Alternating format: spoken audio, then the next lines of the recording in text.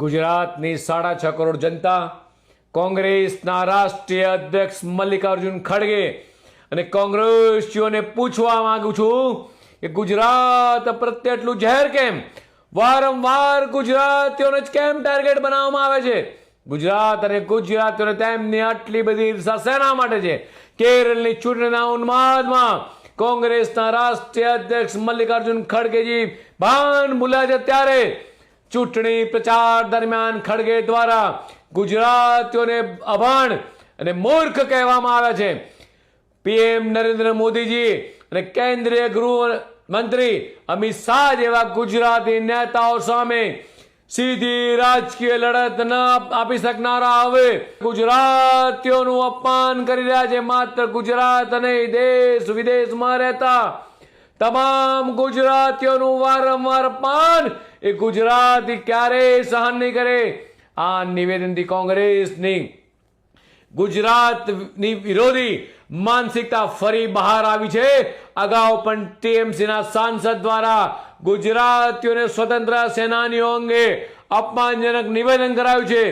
પ્રશ્ન ઉઠી રહ્યો છે કે રાષ્ટ્ર નિર્માણમાં ગુજરાતીઓના વિશાળ યોગદાનને શું ખડગે ભૂલી ગયા છે કે પછી ગુજરાતના વિકાસને અહીંની એકતા સામે ગભરાયેલા છે?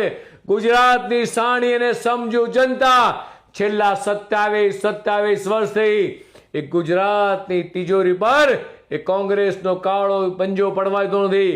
દેશની 140 કરોડ જનતાએ દેશની તિજોરી પર ત્રણ વખત એ કોંગ્રેસનો કાળો પંજો પડવાતો નથી. ત્યારે દેશને આઝાદી આપવામાં જેમનું અમૂલ્ય યોગદાન છે એવા આપણા રાષ્ટ્રપિતા મહાત્મા ગાંધીનું અપમાન છે, જેમણે સ્વતંત્ર આંદોલનમાં પોતાનું સમગ્ર જીવન ખપાવી દીધું.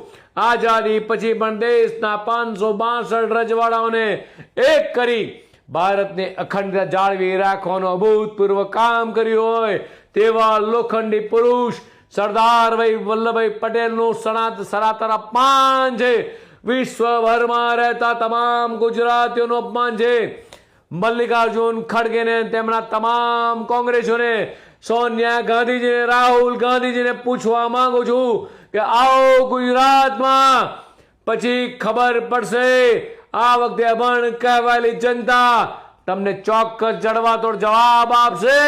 ગુજરાત કોંગ્રેસ અને મલ્લિકાર્જુન ખડગે જો આ મામલે માફી નહીં માંગે તો પછી ગુજરાતની જનતા પોતાનો કરારો જવાબ આપશે.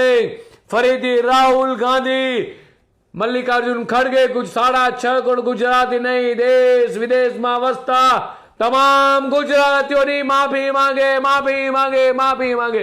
ખડગેજી આનો જવાબ આ બંને ગુજરાતીઓ તમને ભારે પડશે. લખવો તો લખી રાખજો.